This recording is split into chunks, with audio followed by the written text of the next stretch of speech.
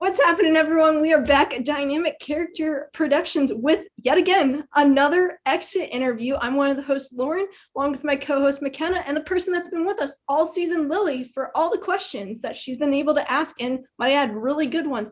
But today, we are joined by my Blues Clues man, Mr. Looney Tune himself. Garret, our third place finisher. How are you, my man? Hey, I'm doing all right. Oh, the fact that we can say third place finisher, I think, is a feat in itself, because you were on the struggle bus from, oh my God, yes. I'd say right after the swap, though, like, yes, you guys won, but you were also in the minority. God forbid you did lose a tribe challenge. So, oh yeah, if we lost, I was probably going home, because my philosophy with that idol was, if I play it pre-swap or like pre-merge, I'm just gonna be the merge boot. So like, nah. Probably a bad philosophy, but you know. It's not wrong though. But what were you thinking when you saw the other tribe who kept losing? They kept voting out the original WOTA. Were you just thinking, oh, I'm screwed continually? Yes, and I was just so frustrated that Steven didn't hop over with us to make it us have like a tied situation going on, you know? Yeah. Because then Tom would have hopped to the other one because he wouldn't want to be in the tied situation, and we would have been good. And I was just looking at him like, Steven, what are you doing? Come on, dude. But then if Steven chose your tribe, who would you have gone after if you had lost a challenge? So it would have been Bill, Bill, JM, Celestina, you, JS, Steven. Celestina would have been on the other side, and then you most likely have Tom on your tribe because Bill is over there. So it would be JM, Bill, you, Tom, JS, Steven. Well, I guess if that was the case, then it'd be, I think they'd have the majority at that point. So I don't know if it would have mattered. Let's say Tom's not there. Math is hard. Let's just put that out there first. Math is hard. I'm trying to figure out my math. Maybe the math was hard. completely wrong in my head too, and maybe Steven made the right choice too. I had like it was so long ago. I've thrown the math out the window.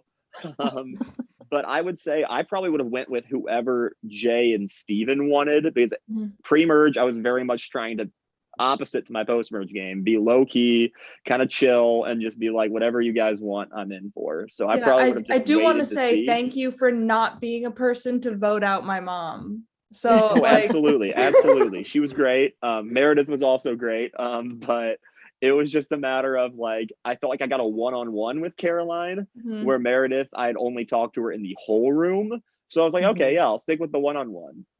And I was the only person who had that read. So I almost made it to go to Rocks while I had an idol, which would have been bad. So you get to the merge. Was your hope that you would have kind of stayed under the radar? We'll talk about your game, right? But going into the merge, if you could have played the game you wanted to play, what would you have done? So I mean, I kind of knew going into it I couldn't stay under the radar at the merge. Like, you see the confessional, me thinking about it like the episode before, where it's like, okay, it's probably gonna go 7-2 at the merge. Maybe if the cards had fallen and we could have gotten like me, JS, Brett, Vinny, and James in a room, we could have made something happen. But otherwise, I just kind of knew that it was gonna be the easy 7-2. So then I was like, well, it's going to be me or JS, and I need to play this idol right, because one person's not going to have bargaining power. So I was like, at this point, why resist the flow of being a threat?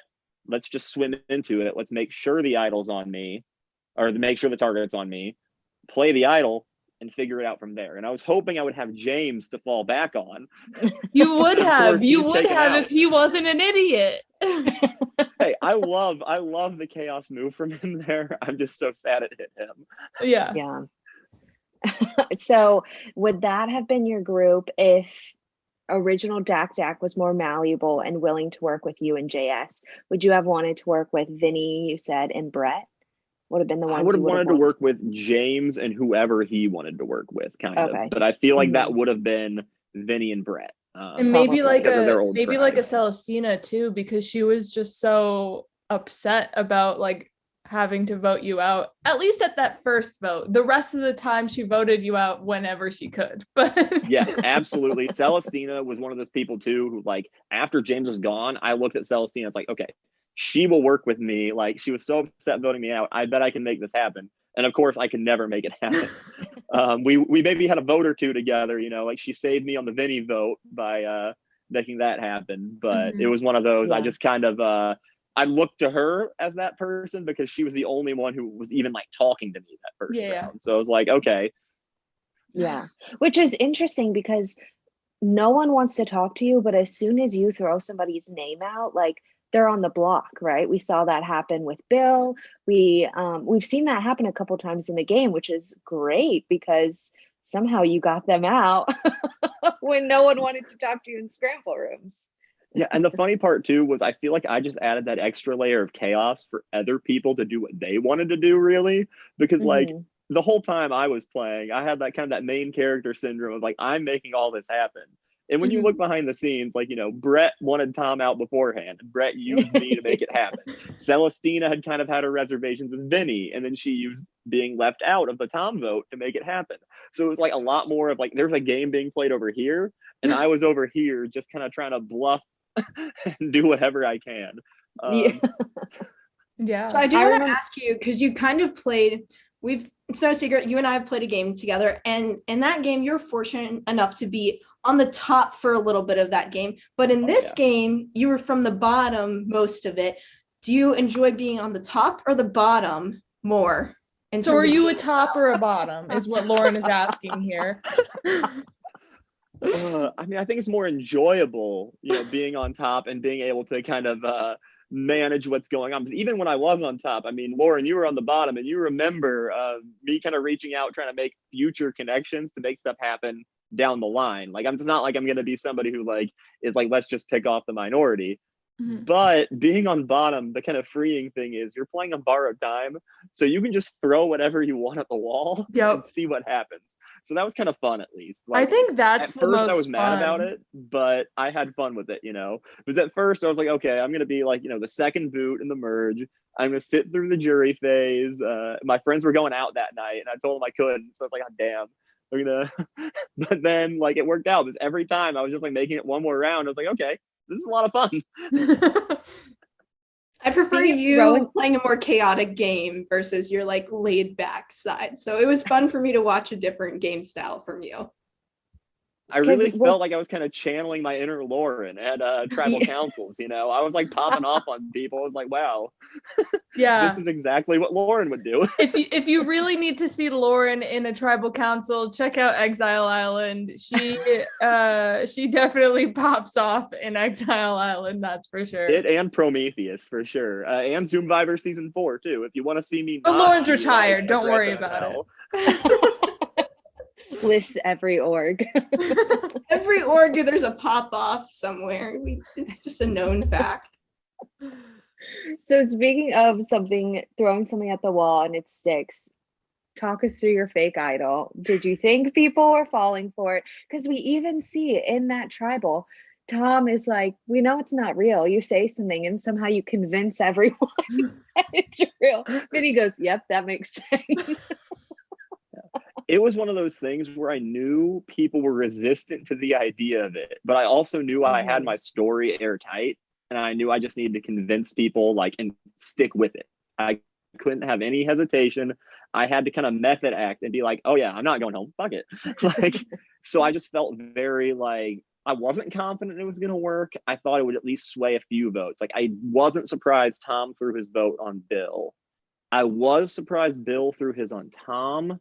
And JM, I was not surprised threw a vote to the side too. But I mean, that was all I really needed was 3 people to throw their votes, with one of them being on Tom, which I still don't get that one fully.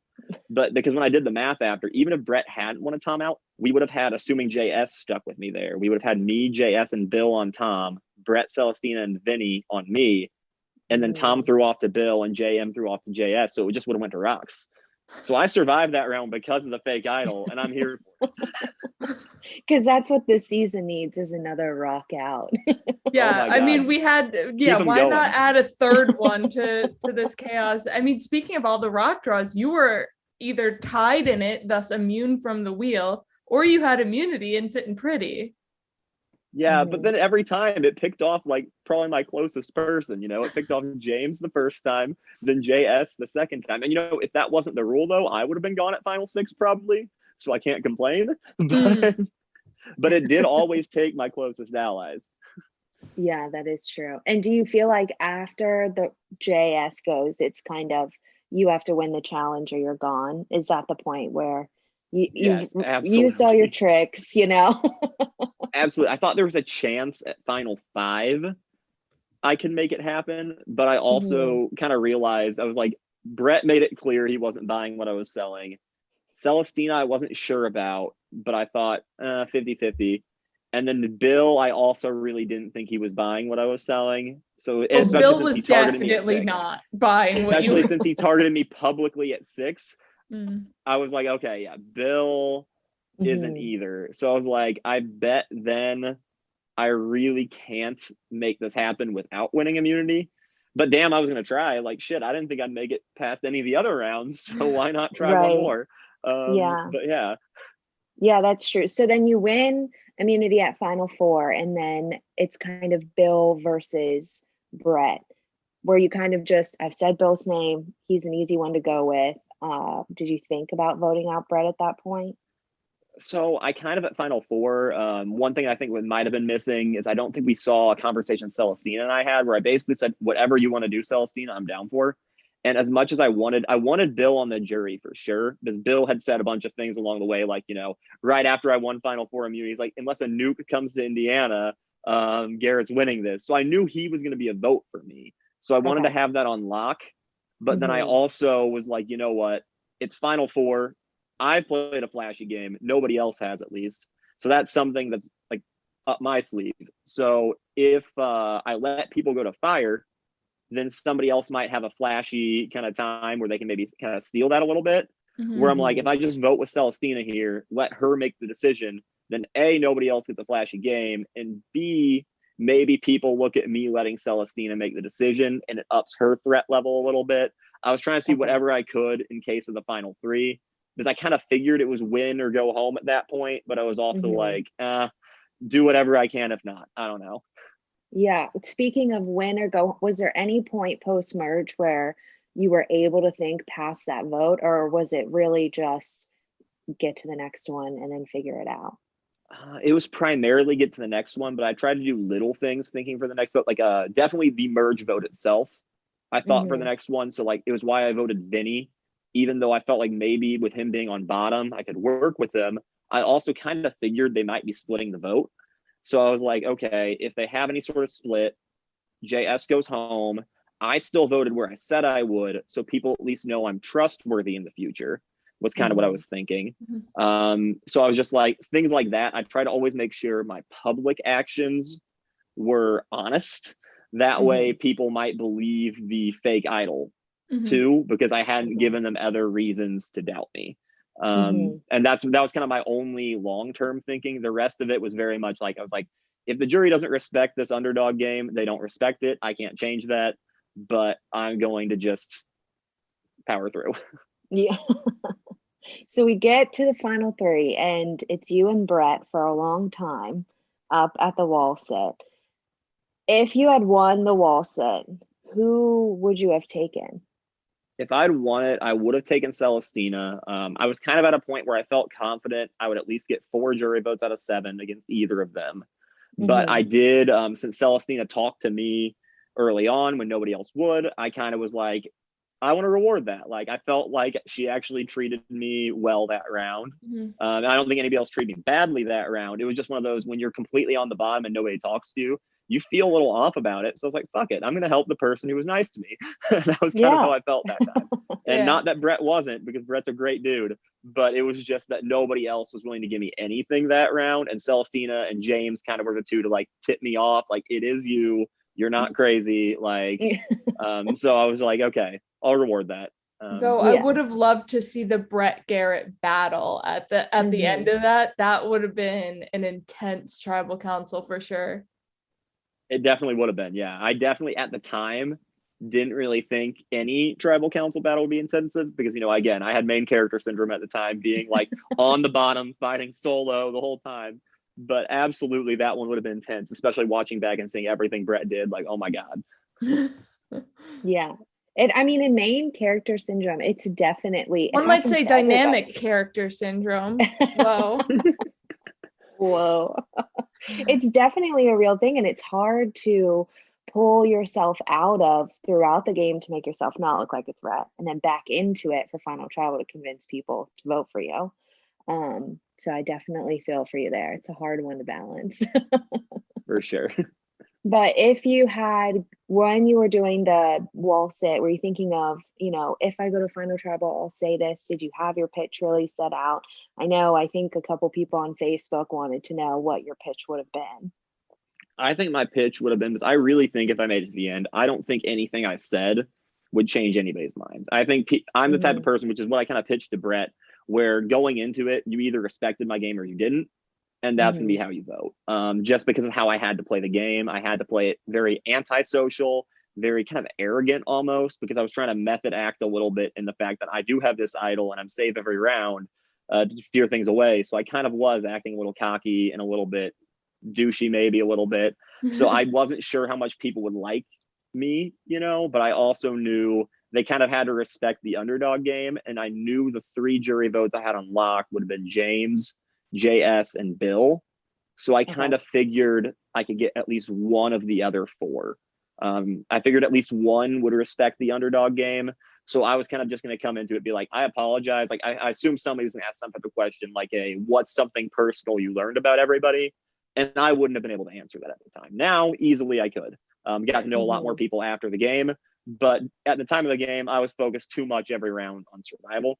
So I definitely couldn't have at the time. And I would have just said, hey, like, if I wasn't put in the scenario, I would have gladly got to know you guys, but it didn't work out. So I can say a couple of things, maybe with JS, a little bit about, Celestina, JM, Tom, since they had been on the tribe that had won for a little bit. But otherwise, I really wouldn't have been able to. And James as well, since I knew him before. You'd be able to talk about how everyone loves Chipotle and that you love Qdoba. Oh my God, yes. Qdoba, sponsor me, please. I'm willing to be a brand rep. Like, come on. I'm huge Qdoba fan. Chipotle's got nothing on it. Their queso costs extra and is garbage. Their guac costs extra. Like, come on. Qdoba's the easy choice. We actually have a no Chipotle rule in my house, so or I guess my apartment. There we go. I think that's why I was targeted, honestly. Is because probably. I'm a Chipotle hater. Yeah, Tom started the whole Chipotle business, so you can bring it up with Tom. So if you could play in another org with anybody from this cast, or maybe Real Survivor, who would you pick and why? Ooh, this one's tough because I really, now that I've actually got to know everybody outside of the game, which took until after for me for a lot of them, but I really do like everybody a lot. I think I would have to, I'd say Bill would probably be my number 1 in terms of the cast, just because I think he's a super fun guy. I think people wouldn't expect the duo as much there. And I felt like we had a really good working relationship. Celestina as well was super nice. And then James, I know him before. So James had actually probably been my real number 1 the more I think about it. Really like James, fantastic guy. But honestly, anybody from this cast, I would gladly work with again. Awesome. That's awesome because we asked Bill and he said, if I'm right, he did say Garret. Yeah, because wanted to play with you and JM. So yeah, what Bill played in 2 of our games. He played in the long game Exile Island and this mini, and so he was like, I want to take some chaos from Iririki, so I'm going with Garret and JM. He might be disappointed though, because I'm usually not this chaotic. Like I saw the role I needed to fill and I filled it. Well, we loved you for it. Yeah, and I think you guys both have fun with the game. And I think if you have that mindset, you want to play with somebody that just wants to have fun, like when I think of Bill, I think of when we played and he didn't know a vote. I called him really sad. He was like, it's a game, like it happens. You know what I mean? I feel like that's how you are. You're like, it's a game. Like, this is the point. Let's have fun. And so I think it would really work out well if you guys got together. Absolutely. I'm super excited though to see him, JS, and then James on whatever this future rocked out season, wheeled out season that might happen. Let's go. I don't know who all back in that battle because I like all three of them a lot. That's awesome. Well, I just have one more question for the end if we have Facebook and Instagram. We do have Facebook. Alex, King of Confessionals and the host of our recaps, says, Garret, my hat goes off to you. Your underdog game was extremely impressive to watch. I know you said you typically don't get as far in games as you did in this one. So what was your mindset when you were seeing your mad scientist plans and bluffs work as you kept inching closer and closer to the end game? It was all confusion. Every round, I literally entered my confessional and I was like, how the fuck am I still here? And that's kind of what my every round was. I was like, okay, what can I do? What can I do to make it? The only time I wasn't blindsided by not going home was the Vinny vote. And that time I still felt like I'd be blindsided because I felt comfortable. And that's usually when you go home. Right. So like, I kind of like, I feel like in my past stuff with orgs, you know, I've had, you know, Zoom Viber. I felt like, you know, maybe I kind of cut myself a little too early just by trying to make a better winning situation. And then on the other one I did, Broski, I got like double idled out early when I was in a good spot. So like this time I'd kind of found myself more in my beer survivor spots where I'm like kind of at an uphill battle. People are targeting me. And I'm like, I feel like I am good at being slippery for a few rounds, but never as long as I was this time. So I was proud of that. Yeah. Yeah. He also asks, Garret, speculate for me. If Connor doesn't go and we see JM as the first boot, how do you think that changes the season? Ooh, that's really interesting because you'd be able to sit out a player from the ping pong.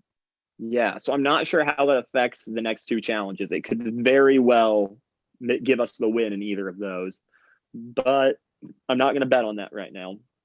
So even if we still lose two people and we're only down one going into the swap, I think it's a huge difference. Mm-hmm. And then Connor, the other thing was he was the only other person on my starting tribe with any org experience. Like I'd had very minimal, and Connor had at least enough where he knew Bill beforehand. So he at least had some. And I think that really would have helped me at least feel more comfortable, because you can tell like before the swap, I'm down there sitting like shit. I'm the only one who's played an org in the past on this tribe. I can't let them be aware of that. Like, so I mean, they knew, like I told them I'd played one or two when Connor was still there and said he'd played a few, but I was very much trying to be hands off, like not push, splitting up into rooms, not be the guy who's seen as a schemer, because I figured the moment I spoke up, it would be like, oh, this guy's played a lot before, he's got to go. So I feel like having Connor there would have at least been a shield in front of me. And I mean, we could have worked together pretty well too. I mean, from my first impression of him, I really like the guy. So don't really know much else about him, but I would have been down to work with Connor. So. Well, going off that question, do you think if original WOTA had the majority going into merge, would you have tried to stay? Do you think it would have been the same reverse, but you would have been on the majority? Do you think you would have stuck together as closely as Dak tried to? I think that's interesting, because I think with a lot of new players on our tribe, I think that would be their first instinct. And I didn't have a lot of strong feelings towards them when I was on the tribe together, because we didn't have a lot of strategic talks. We had a lot of sit in one room personal talks. So I liked them all, but like I didn't know what my position was in the group. So I think we at least would have stuck together for one vote. And I think after that, it would kind of depend on kind of knowing some of the Daks a little bit more now. I feel like a lot of them could have weaseled into positions. So I think it'd be interesting to see for sure. But hopefully I can make it out of it with an idol to surprise people in the future. That's a hopefully, but. And you could have held off on using it for a couple rounds. Oh, absolutely. Yeah. Greg asks, Garret, at the merge, you were identified as the biggest threat and became public enemy number 1 throughout the rest of the game. Is there anything you wish you did, either pre-merge or post-merge, to reduce that threat level? Or do you think there is anything you could have done to reduce it? I really don't think there was at that point. I think the pre-merge game, I did a pretty good job, at least pre-swap, of reducing my threat. Because being the only experienced org person in the tribe, I avoided the first few vote offs. After the swap, I think to some degree, I maybe could have been a little bit more subdued. But JS is just so good at slipping under the rug. He's very good at blending in, chameleoning, and I mean, I fucking love that for him. I think that worked perfectly as a duo for us, for him to be under the radar and make the social connections. Like he made that Celestina me alliance I knew nothing about, but he made it, and I think it helped me at Final Six. But then also, I think he doesn't survive without me being a little bit more out front too. Right.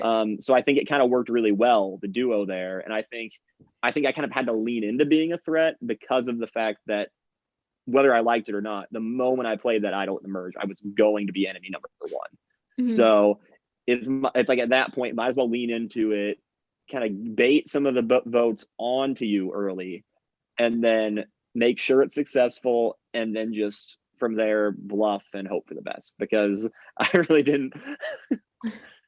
But at that point, it was like there was no denying I was a threat at that point. So I was just trying to be like, okay, use me though. Like everybody knows I'm a threat. They can take me off at any time. So use me, and also I have an idol, so I'm safe. So we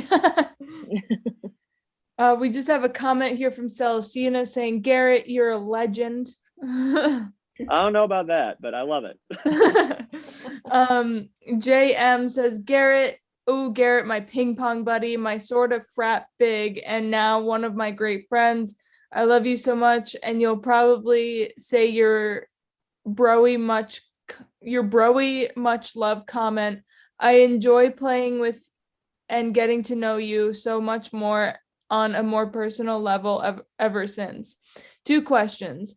Do you have a tally on how many beers you drank? I'm going to say I didn't keep count, but the number's probably pretty high. Essentially, it was like, I mean, I'm used to playing with some type of buzz at least. My main Survivor experience is not online stuff, but my buddies and I in college did this thing that I started called Beer Survivor, which is a one-day kind of LRG where you with your friends are playing drinking game challenges and play a game of Survivor. So I'd played that 4 times beforehand. I'm used to playing while intoxicated, but I kind of just kept myself at a buzz without getting drunk was kind of my goal. So I probably had a good amount, especially since it was like a 12-hour game. But yeah. And then if you knew JM was that first vote, how would you have swayed me personally to flip? I think it wouldn't have changed too much for me, only because I think after a certain point, I was playing up that I was safe and didn't need to scramble, and trying to scramble would ruin that image. But I do think that the first round, when I did play the idol, I would have shouted him out specifically on that in the group of people, though. I would have pretended like it was still up in the air just in case I could sway more people. But I would have listed him too, because I think I listed Bill, Vinny, and James as possible first boots. I would have thrown him in too. I would have thrown them in too. But yes. Yeah. And then the last question is from Ian. Garret, how many votes do you think you get at Final 2 against Brett? All right. If you asked me in game, I probably would have said 7-0, because I was, after method acting being cocky for that long, I was getting pretty cocky. But I will say now, kind of watching back, seeing more of what Brett did, I do think it'd be like 5-2 to 6-1. I still think I'd win, but I think Vinny and Tom are very likely Brett votes. Celestina, I'm actually a little unsure, so maybe 4-3. But based on the You Are a Legend, I'm going to give that one to me. And I'm going to say 5-2, 6-1, somewhere in there. Alrighty, that's all our Facebook questions. If we didn't ask your question, it's because we have already answered it. So thank you for submitting. But no, it's because McKenna didn't want to ask it. That's totally the reason. I hate you all. Yes. Well, we like to end our interviews with always asking the one question of, if you could sum up your game in one word, what would it be and why? Chaotic. Love I think that's valid. Yeah, short and sweet to the point. It was great to watch you. You have a like aura of the game that anxious players like myself love to watch because I could just never do it. You brought so much entertainment, such a personality. It was great to watch you. Hope to watch a lot more of you in the future. Absolutely. Thank you. I mean, I was anxious as hell doing it, but it was just like, okay, gotta project confidence. Let's do this. You sure did it. All right, Lauren, wrap us up. Well, Garret, you know how much love I have for you, being one of my Zoombivor peeps and then getting you to play this game. So super excited that you did so well in our game, and hopefully we'll see you again sometime in the future. That's just me saying that out loud. But thank you again. Everyone else, be sure to check out all the content that we have here at Dynamic Character Productions. Be sure to like and subscribe to the YouTube channel and check out everything we have on the Facebook page, because there is content there literally daily. It comes out all the time and it's a great group of people. So much fun. But again, I'm Lauren. That's McKenna. That's Lily. That's Garret. Take it easy. Bye.